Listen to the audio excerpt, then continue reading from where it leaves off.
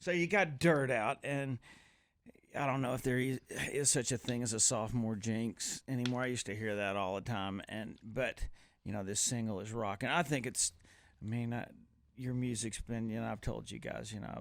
I really have loved what you've done, but I thought Dirt it's still in. You didn't abandon trying to do something radically different as musically to me.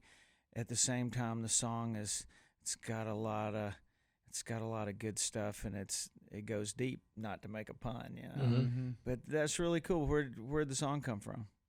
Our good buddies Rodney Clausen and Chris Tompkins wrote it, and the first time we call it a song, a life song. Really, man, it's a heavy song. It hits you on a lot of different levels, and you're a songwriter too, so you'll understand this, that it took them 3 days to write it. So they came in one day, started it, went home, canceled the write the next day, did the same thing for the third day, and you can really tell, man, that song is there's a lot of passion, a lot of real country in that song. And first time hearing it down, it takes you to a place, Goosebump City is what we call it, man.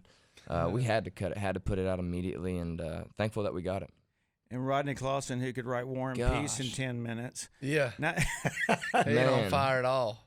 It just very much sounds like you guys wrote it. I mean, I have. That's how we felt. That's kind of our thing, man. I mean, we actually, I think we probably cut about six or seven outside songs on album 2, and our whole thing has always been, man, better is better. And if we hear a song and we feel like we connect with it to the point of, hey, if we were sitting in that room when it was written, we wouldn't change a thing, and we kind of feel our hearts are into that song, man, we have to cut it, which is cool. And I think that's important to be able to do that as a songwriter and an artist, So we've kind of taken that approach and just tried to cut the best songs possible, man. It's hard to do sometimes when you want to write it so bad. Mm-hmm. When you guys, I can just imagine, are walking through the world now. You've realized your dream. You've caught your wave. You're up there on your surfboard, and every time somebody says something, you go, "Oh, there's a song there." Yeah. I know it, And now you're like, you've got this outlet for it, And I know as like you say, just as a writer, you want to turn everything into magic, and then it's time you got to make that record, and you got to make those choices. It's like, okay, this is better than what I got, and it's sometimes it's kind of a gut punch and a soul search, but you're doing the right things. Mm-hmm. Yeah. So I'm really jealous. I got what I thought was a really badass tree house at my farm. I drug lumber into the depths of the woods for I don't know how long, and then I look at the treehouse show, and here you are building this freaking Godzilla out there in your jungle. Are you using it? Is it cool? What's going on? It's incredible. I was just out there this morning having coffee and listening to some music, kind of chilling out, and it's a place where we can record vocals, write, do little demos there. You can sleep in there. You can go to the bathroom in there. You can do anything in there. It's got 2 decks. I mean, it's I want to see this. It's real thing. cool. And the toilet works. We have a compost, so like sawdust, as of right now. But I think we're gonna work towards the regular commode. It looks just like a toilet, except it's like a bucket with sawdust in the bottom of it when it. It's awesome. It's pretty awesome. What?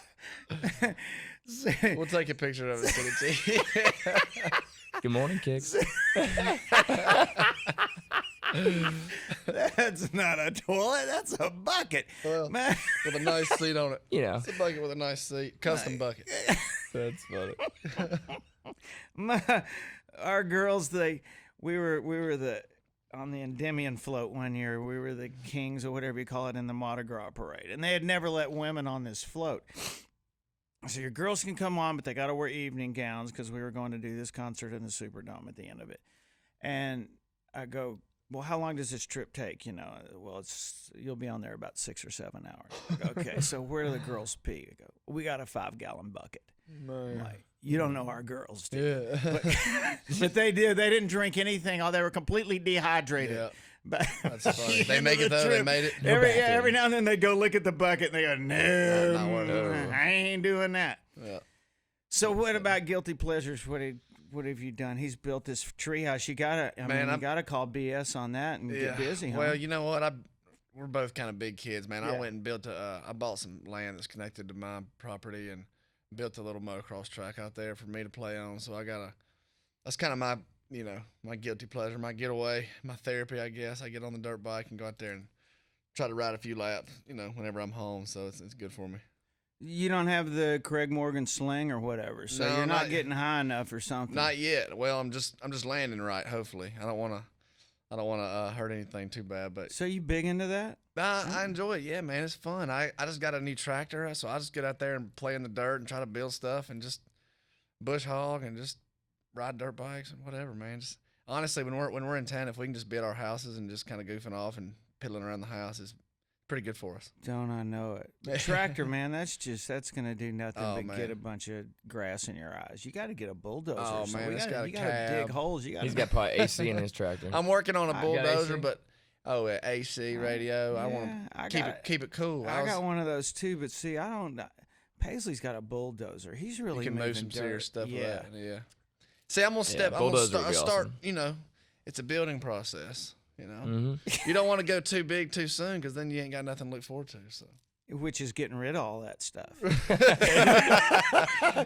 right. That's right. That's the funny. next At the step. end of the day, See, yeah. See, you're in the pile it up. It's like a stage. boat, That's what right? they say, but yeah. And then you realize you can't see over it. Yeah, I got too much stuff. It gets high enough you can't gotta see go. over it. That's funny. Yeah. I can see that happening.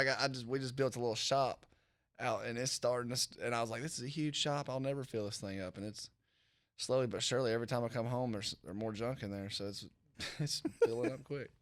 So you guys get up early to promote this stuff and everything. I was looking through your bio stuff, and you've done every morning show, Good Morning America, Today's Show, blah blah, and all that stuff. Is there one of those shows that sticks out to you of those things where you just go in and you know there's all this other stuff going on and you're just kind of a added attraction, or you get a shot or two, you get to sing a song, one of those things you wanted to do or something that didn't pan out, or is there one that you go, that was cool, or oh my God, what a disaster?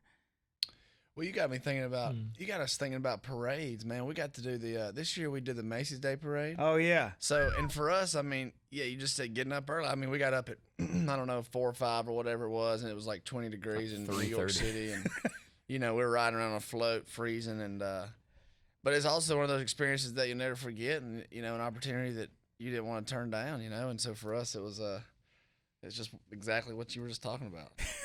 It's like you wake up at the hour where your stomach is just, Yeah. you don't know what's going on. Right. Probably should be sleeping, but you're up. A Cinnabon won't It's do so it, worth and it. a beer No, won't either. you want to run from that. You want to run from anything sweet in the morning. So, what was your float? It was the Gibson Yeah, that's float. We were Oh, we that's had the kinda whole band cool. up there, and they had drums and stuff set up on this float, and we were just kind of jamming out, Just kind of jamming out, freezing. but I mean, I don't think we're giving any big secrets away. I mean, most generally you're playing to some kind of, they have your song pre-recorded because they can't plug everything in, obviously, going Right. down the street and whatever. Generators make more noise than your guitars do. Mm-hmm. So, Which was funny because we didn't have any kind of ears or anything. They just had speakers on this float, and they started playing Cruise. And all right, guys, you're on live television. Go ahead and which is the first time we've ever pretty much played with nothing plugged in and just Right. the speakers sitting there. So it was very awkward and kind of awesome at the same time. A good challenge. so were you singing with your voices or recorded? Our mouse voices. your what? Our mouse voices. Your mouse voices. And what? It's Quiet hard as a to, mouse. It's hard to do outside, and just like when you're making a video, I mean, I think people could probably figure it out. You're singing with your record Right. because that's not your live singing, even though it looks like you're on there doing your video. People don't realize that. Right. I don't remember coming out of one of those things when I could barely talk.